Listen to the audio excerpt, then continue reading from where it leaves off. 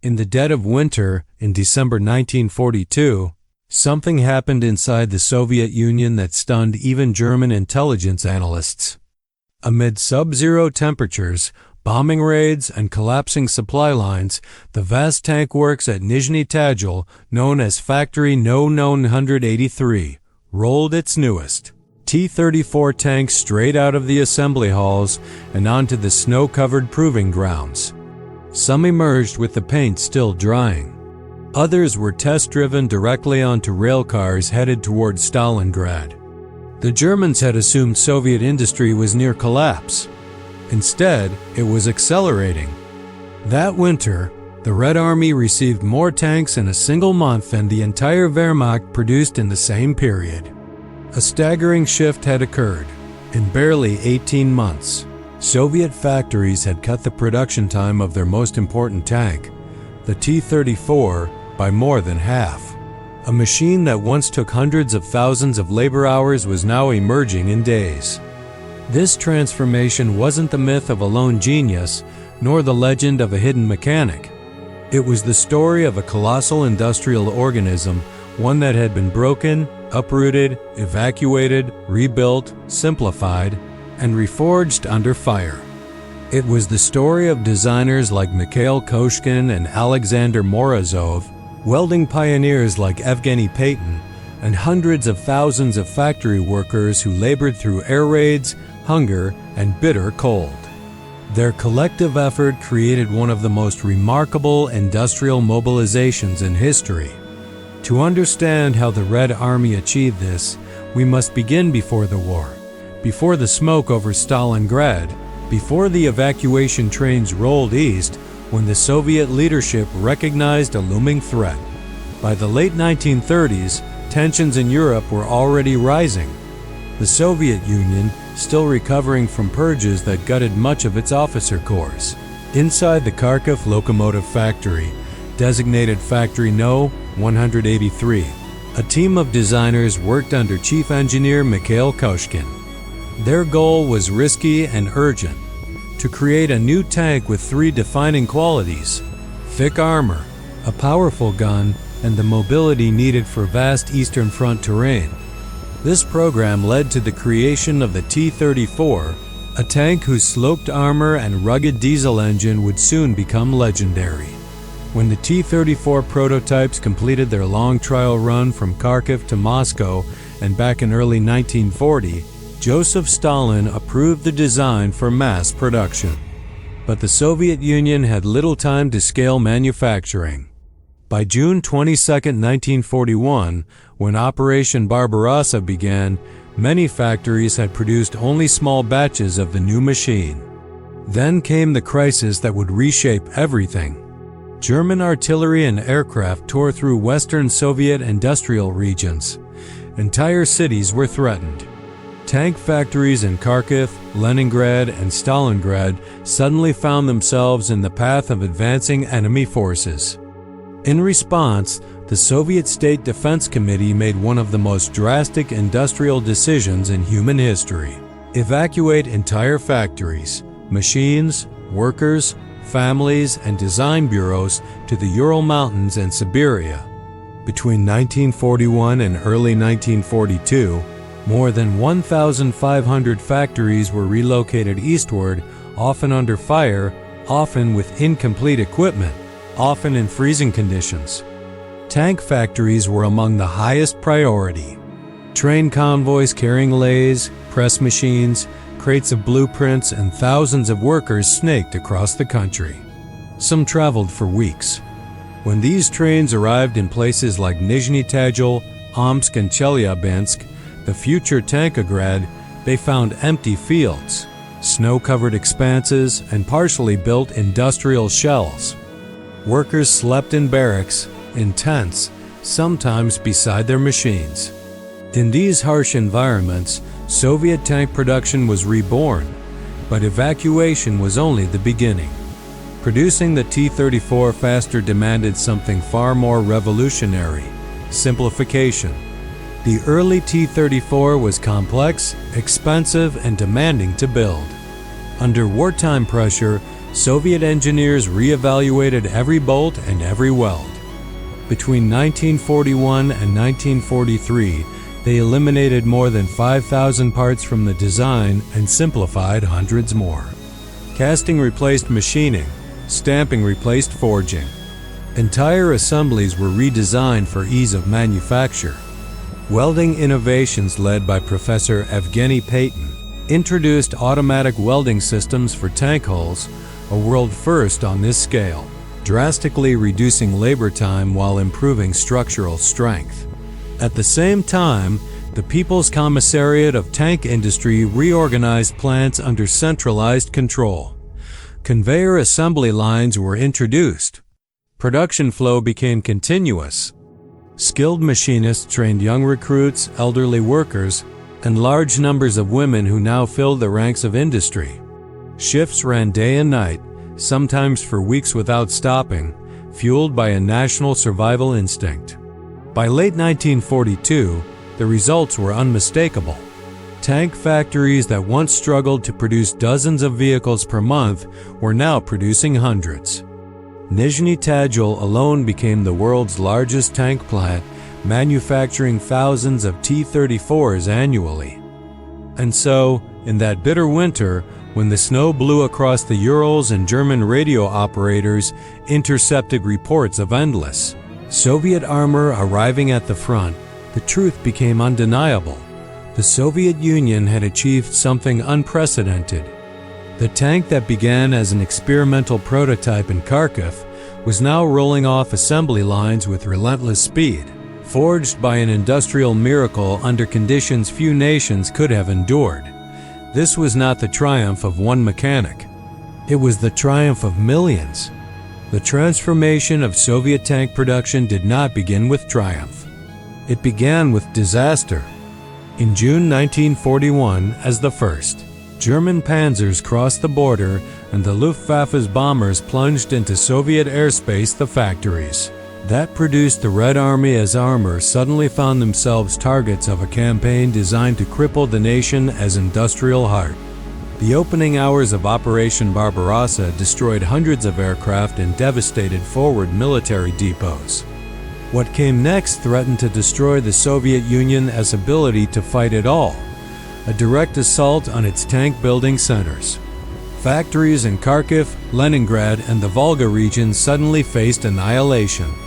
The Kharkiv locomotive plant, the birthplace of the T-34, was one of the first in danger. German armored spearheads advanced with shocking speed, capturing territory at a rate that stunned even their commanders. The Soviets understood instantly that the industrial base in the West could not be protected. So, in the last days of summer 1941, the State Defense Committee issued one of the most extraordinary orders of the war. Entire factories were to be uprooted, not partially, not symbolically, but completely, and moved east. Machines, workers, their families, the blueprints, the design bureaus, the assembly jigs, the furnaces, the presses, the cranes, the rail sections, everything that could be moved was to be sent away. The largest industrial relocation in human history had begun. It was a feat that had no equivalent in scale or speed. Between July and December 1941, an estimated 1,523 factories were dismantled and transported. Among them were the core facilities responsible for Soviet tank design and production. Kharkiv's factory No. 183, the Leningrad Kirov plant, the Mariupol plant, and the Stalingrad tractor factory, all major contributors to armored vehicle production, were marked for evacuation. Workers labored under air raid sirens. Crates were packed in darkness to prevent German reconnaissance aircraft from identifying evacuation operations. Thousands of tons of machinery were hauled onto rail cars. Equipment was often so heavy that it crushed the wooden floors of freight trains, forcing engineers to improvise with steel reinforcements. Families were loaded onto separate trains, often with little warning. Some left with nothing more than the clothes they wore that morning. The evacuation routes spanned thousands of kilometers, from Ukraine to the Urals, from Leningrad to Siberia. Trains traveled slowly over rails strained to breaking by non-stop traffic. A single supply line mishap could delay an entire convoy for days. Yet, despite the chaos, the Soviet Union managed something the Germans believed impossible. It preserved the core of its industrial power. When the first trains arrived at Nizhny Tagil, Omsk, Chelyabinsk, and Sverdlovsk, they found little more than open ground or half-finished structures waiting for them. Workers disembarked beside their machines. Snow fell, mud froze. The environment was brutal, but there was no time to waste.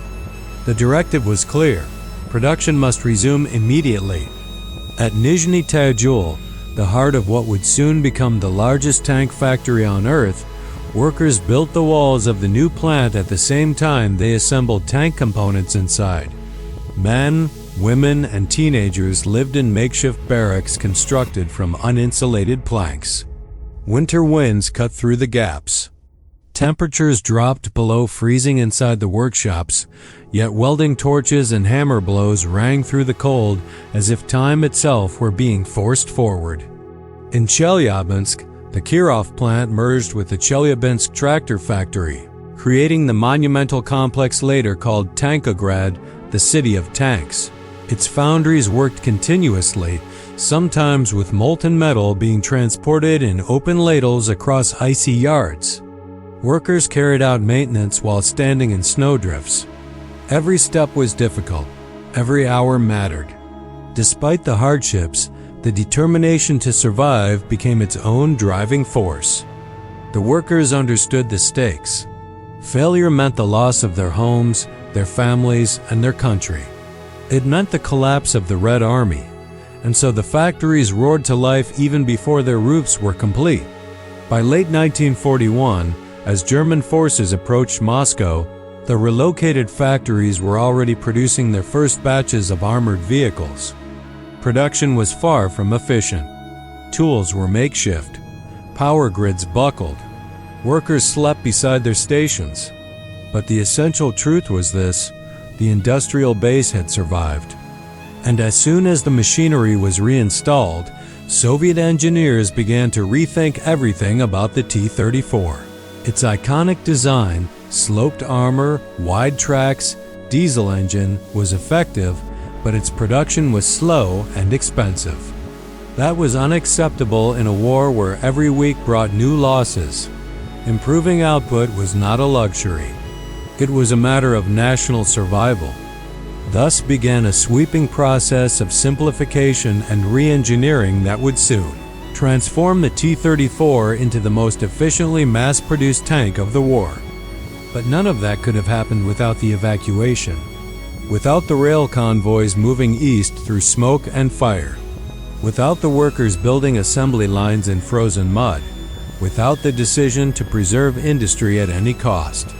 The tanks that rolled toward Stalingrad in 1942 were not just machines of war. They were the result of an industrial resurrection, one forged in motion, under pressure and against time itself. And this resurrection was only the beginning. The evacuation had saved Soviet tank production from destruction. But survival alone was not enough. To win the war, the Soviet Union needed something far more ambitious, a tank that could be built faster than the enemy could destroy it. By late 1941, it was clear that the T-34 had extraordinary battlefield potential. Its sloped armor deflected German anti-tank rounds. Its wide tracks excelled in mud and snow. Its 76.2 mm gun punched through most German armor at combat ranges. German officers wrote with a mixture of frustration and respect about their encounters with the machine. Even Heinz Guderian, one of Germany's most prominent armored commanders, noted the T-34's superiority over early war German designs. But in the factories, the T-34 was still a challenge. It had been engineered to perform, not to be produced at unprecedented speed. Many of its components required precision machining. Subassemblies took too long to fit together. Welding required highly skilled workers. Every hour spent adjusting a misaligned armor plate was an hour that could not be spared. So, as the snow hardened across the Urals and the new tank plants shuddered to life, Soviet engineers began a brutal, uncompromising reassessment of the vehicle. The question was simple. The answer would reshape modern industrial warfare. Between 1941 and 1943, engineers and factory directors across the Soviet tank industry launched a sweeping campaign of redesign known internally as rationalization. Under wartime pressure, entire assemblies were reimagined to reduce cost, materials, and manufacturing time. The results were astonishing. Over 2 years, the T-34 was stripped of more than 5,600 individual components, and over 770 parts were simplified or consolidated. Each removed part meant one less machining step, one less bottleneck, one less opportunity for delay on the factory floor. Armor plates were redesigned for better welding access. Complex curves were replaced with straight segments easier to cut and stamp. Cast components replaced multi-part assemblies. In some cases, the total labor time per tank was reduced by hundreds of hours. These changes were not aesthetic. They were survival. What mattered was not elegance but output, not perfection but speed. The Red Army needed tanks now. If rationalization was the brain of the transformation, then welding was its beating heart. Tank hulls were originally welded by hand, requiring highly trained specialists. Under wartime conditions, there simply weren't enough skilled welders available. Factories needed a method that was quick, reliable, and doable by workers with minimum training. Enter the groundbreaking research of Evgeny Payton, a Ukrainian welding pioneer. His team developed automated submerged arc welding systems, machines capable of laying long, continuous, high-quality welds far faster than any human could. For the first time in world history, automated welding was applied on a massive scale to tank production. The effects were transformative. Welding speeds increased dramatically, joint strength improved. Unskilled workers could operate the machinery with minimal training. Production bottlenecks evaporated almost overnight. A T-34 hull that once took hours of manual welding could now be assembled in a fraction of the time, and with better structural integrity. This innovation alone contributed significantly to the halving of total production time. Even with simplification and automation, Soviet factories faced crippling shortages. Metal arrived irregularly. Machine tools broke under non-stop use. Skilled workers were rare. But in wartime Soviet industry, shortages were not obstacles, they were facts of life. Shift rotations lasted 12 hours, sometimes 16. Food was limited. Cold was constant. Workers wrapped their hands in cloth when gloves tore from overuse. They built tanks under the roar of machinery and the howl of winter winds seeping through unfinished walls. And yet, output rose. Much of this increase came from the sheer scale of the workforce. As men were sent to the front, women, teenagers, and retired workers filled the factories. They learned on the job, under pressure, and under the threat of consequences for failure. By 1942, entire assembly lines were staffed predominantly by women, many working 2 shifts back to back. This was no ordinary workforce. These were people who understood that every tank they completed might protect their own homes, their own streets, their own families. The emotional weight of survival turned the factories into engines of national resistance. By late 1942, the changes were visible everywhere. Factory No. 183 at Nizhny Tagil, rebuilt almost from scratch after its evacuation, produced T-34s with assembly line efficiency. Components flowed smoothly from foundry to fabrication to welding bay to final assembly. Hulls rolled down conveyor lines, emerging at the far end ready for engines, turrets, and tracks. Chelyabinsk's Tankograd became a symbol of the Soviet wartime miracle. an industrial city devoted almost entirely to armored production, from steel casting to finished vehicles. Where early war factories built dozens of tanks a month, now they built hundreds. Where a T-34 once took weeks to complete, now it could be built in days. By the end of 1942, output had doubled. By the end of 1943, it would double again. The simplification of the T-34 did not diminish its battlefield value. Instead, it amplified it. More tanks reached the front. More crews were equipped. More armored brigades were formed. The Red Army, which had been bleeding tanks faster than it could replace them, now received machines in such quantities that entire offensives were built around them. The T-34's transformation was not just a technical achievement. It was a strategic one, the turning of industrial strength into battlefield momentum. And yet, the most dramatic changes were still to come. By early 1943, the T-34 had become not just a weapon, but a symbol of Soviet resilience.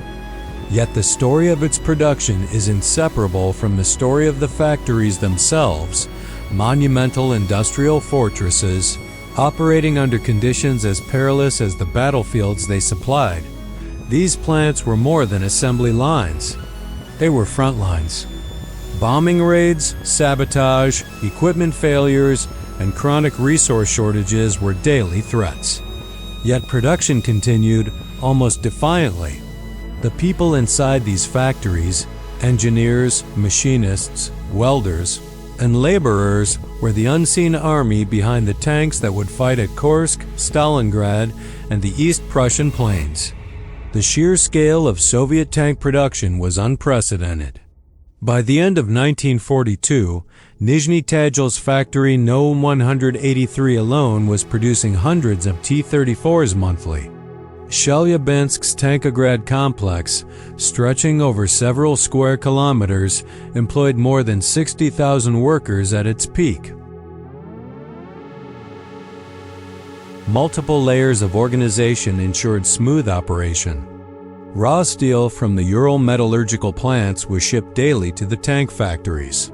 Foundries cast hulls and turrets while pressing and stamping machines prepared armor plates. Welding bays assembled hulls, then conveyors carried them to final assembly areas where engines, tracks, and turrets were installed. Each stage was optimized to prevent bottlenecks, and industrial choreography honed under fire. Supervisors and engineers meticulously tracked every part. Factory workers performed tasks with precision, sometimes under extreme fatigue and in sub-zero temperatures. Women made up a large portion of the workforce, filling roles traditionally held by men who were sent to the front. Teenagers and retirees were also mobilized. Together, they formed a workforce capable of staggering output. The factories were also laboratories of wartime innovation. Engineers continually sought ways to streamline production. They simplified armor designs, introduced modular components, and optimized supply chains. Automation expanded beyond welding. Machines shaped, stamped, and drilled parts at speeds impossible a decade earlier. Every innovation had an immediate battlefield impact.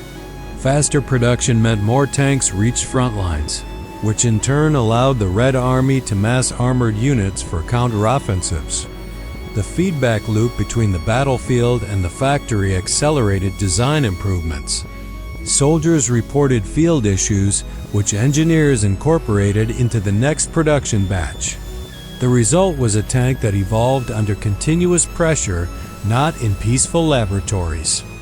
Yet even the most advanced machinery could not have achieved this alone.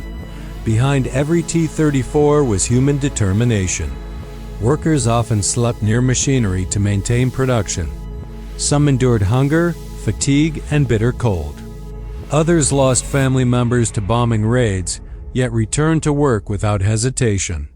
Their labor was a silent but decisive factor in the Soviet war effort. Factory productivity often depended on morale and discipline. Incentives, recognition, and awards encouraged workers to meet and exceed quotas. Some plants established internal competitions, where workshops raced to complete hulls or turret assemblies first. The competitive drive combined with patriotic commitment created an almost military precision inside civilian factories. Once completed, tanks were loaded directly onto rail cars for deployment. The logistics network connecting the Urals and Siberia to the Eastern Front was vast, intricate, and perilously exposed. Every T-34 that rolled off an assembly line would traverse thousands of kilometers before encountering the enemy. In this way, the factories became invisible extensions of the front lines, their efficiency directly influencing the outcomes of battles in Stalingrad, Kursk, and beyond. At Kursk in July 1943, the largest tank battle in history, the impact of these factories became clear. Soviet forces deployed nearly 6,000 tanks, including thousands of T-34s produced under the accelerated wartime programs.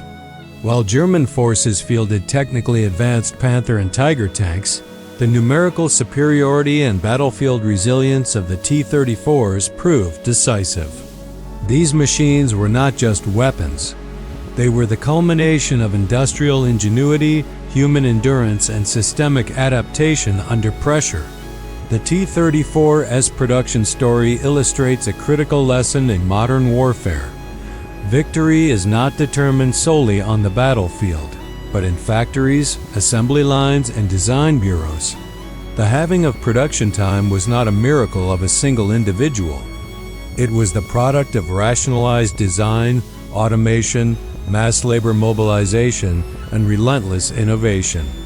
Even as bullets and shells rained on the front, millions of unseen hands ensured that tanks continued to flow. The factories were never passive backdrops. They were as much a weapon as any artillery battery or armored division. Their survival, their efficiency, and their adaptation under extreme conditions became one of the Soviet Union's most powerful strategic advantages. By 1943, the Red Army had transformed from a force on the defensive to one capable of sustained, mechanized offensives. And every T-34 that engaged the enemy carried within it the story of the factories that had produced it, the assembly lines, the automated welders, the simplified designs, and the people whose sweat, ingenuity, and endurance made mass production possible. By 1943, the T-34 had become more than a tank. It was a linchpin of Soviet strategy. Its effectiveness stemmed not only from superior design but also from the unprecedented speed and scale of production.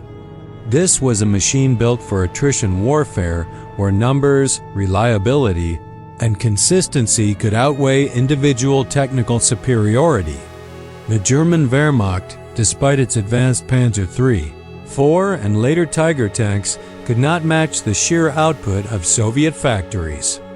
In late 1942, Soviet plants were producing over 1,300 T-34s per month, more than most German factories could produce in a year. By mid-1943, production exceeded 2,000 tanks per month, a figure that transformed operational planning. Entire Red Army offensives could now be mounted on armored formations rather than relying on limited tactical engagements. The T-34's design facilitated this numerical advantage. Its simplified hull, welded construction, and robust diesel engine allowed tanks to survive rough terrain and extreme temperatures that would immobilize more complex German machines. Even when damaged, the T-34 could often be repaired near the front. Reliability meant fewer replacements were needed, further amplifying Soviet strategic mobility. Once completed, the tanks moved eastward via an elaborate rail network, traversing hundreds, sometimes thousands, of kilometers to reach battle zones. The logistical feat was immense. Tanks, spare parts, fuel, and ammunition were transported across snow, mud, and disrupted rail lines. Coordination between factories, military planners, and frontline units had to be precise. Delays could cost lives and entire operations. yet the system functioned with remarkable efficiency. The conveyor belt of production and delivery ensured that fresh T-34s consistently reached the front, replacing losses rapidly. German commanders repeatedly expressed astonishment at the apparent inexhaustibility of Soviet armored reserves. No single machine, no single mechanic, could explain the flood of tanks. It was the orchestration of industry, logistics, and human labor on a massive scale. The Battle of Kursk in July 1943 became the ultimate test of the Soviet industrial miracle. The largest tank engagement in history involved nearly 6,000 Soviet tanks, including thousands of T-34s, facing a German offensive that aimed to encircle the Red Army in the Kursk salient. Here, production gains translated directly into combat advantage. Soviet forces, confident in the continuous replacement of armor, were able to deploy reserves strategically, rotate units efficiently, and absorb initial German assaults without catastrophic losses. The T-34's mass presence disrupted German planning and stretched their anti-tank capabilities to breaking points. At the same time, battlefield reports fed back into production lines. Engineers implemented minor but impactful modifications, improved engine cooling, revised armor plating, and more efficient turret assembly. This rapid iterative process, rare in conventional warfare, ensured that Soviet tanks not only matched German tanks, but did so in overwhelming numbers. While factories delivered machines, it was the crews who translated industrial output into combat success. Soldiers trained rigorously to operate, maintain, and repair T-34s under pressure. Many crews had minimal mechanical experience, yet standardized production and simplified designs allowed even novices to manage complex systems effectively. This integration of design and user capability reflected a broader Soviet approach. The factory and battlefield were two parts of a single system. The scale of production also enabled innovative tactics. Soviet commanders could concentrate armored formations, execute flanking maneuvers, and reinforce threatened sectors rapidly. The ability to replace losses swiftly removed the tactical conservatism that might have slowed operations. Soviet armored doctrine evolved hand in hand with industrial capacity, a rare synergy in modern warfare. The constant presence of T-34s had a profound psychological effect on both sides. For Soviet troops, the sight of continuous reinforcements boosted morale. For German units, the sheer number of tanks they faced contributed to a perception of an unstoppable enemy. Intelligence reports from German officers after Stalingrad and Kursk repeatedly note frustration and demoralization at the flood of Soviet armor. This psychological dimension illustrates a broader lesson. Industrial capacity in modern war is not abstract. It shapes strategy, tactics, morale, and ultimately the trajectory of entire campaigns. By the end of 1943, the T-34 had become synonymous with Soviet resilience. Its battlefield effectiveness was inseparable from the efficiency of its production. The Red Army's ability to replace and concentrate forces allowed it to transition from defensive operations to sustained offensives, pushing the Wehrmacht steadily westward. Historians often emphasize leadership, strategy, or individual battles when discussing Soviet successes. But the T-34's story reminds us that industrial and logistical capacity can be decisive. It was not the ingenuity of a single mechanic, but the collective innovation of designers, engineers, workers, and logisticians that turned the tide. From evacuated factories in the snowbound Urals to the fields outside Kursk and Stalingrad, the T-34 was the physical embodiment of Soviet industrial determination, a testament to what coordinated human effort can achieve, even under the most harrowing conditions. The T-34's story does not end on the battlefield. Its legacy extends far beyond Kursk, Stalingrad, and the frozen plains of Eastern Europe. It is a story of collective ingenuity, human endurance, and the power of industrial organization under extreme pressure. The irony is striking. For decades, popular narratives of war have celebrated individual heroism, the daring tank commander, the brilliant engineer, the quiet genius who changed history alone. But the T-34's triumph tells a different story. No single mechanic, no solitary engineer, no lone inventor can claim credit for having production times or flooding the front lines with tanks. The reality was far more complex, far more human, and far more extraordinary. It was a system of collective action, tens of thousands of engineers designing and redesigning, hundreds of thousands of workers laboring in freezing factories, planners coordinating logistics across thousands of kilometers, and soldiers integrating machine and doctrine in battle. Every part of the chain mattered. The T-34 became a weapon of war not because of inspiration from a single figure, but because a nation, under existential threat, mobilized its industrial, technical, and human resources on a scale never seen before. By the summer of 1944, Soviet forces were advancing westward, retaking occupied territories. The T-34 had proven itself repeatedly, often against technically superior German tanks. Yet it was never the perfect tank. It was simple, rugged, and practical, a tool designed for mass production, not individual brilliance. Its effectiveness lay in numbers, reliability, and adaptability, traits achieved through systemic innovation rather than singular genius. Historians emphasize that the T-34's impact was magnified by its production. The Germans produced advanced designs like the Panther and Tiger, which outperformed the T-34 in raw capability. But these tanks required longer manufacturing times, more skilled labor, and more maintenance in the field. In contrast, the T-34's streamlined construction allowed rapid replacement, overwhelming the Wehrmacht with quantity and strategic flexibility. The Red Army's ability to absorb losses, replenish forces, and maintain armored offensives was a direct result of the industrial reforms pioneered in the Ural factories. The T-34 became a symbol of Soviet resilience, an emblem of a nation that refused to surrender its capacity to produce and to fight. The T-34 teaches several enduring lessons about war, industry, and human endeavor. Collective effort outperforms mythical genius. Large-scale collaboration, not individual brilliance, enabled the Soviet Union to field superior numbers and sustain offensive momentum.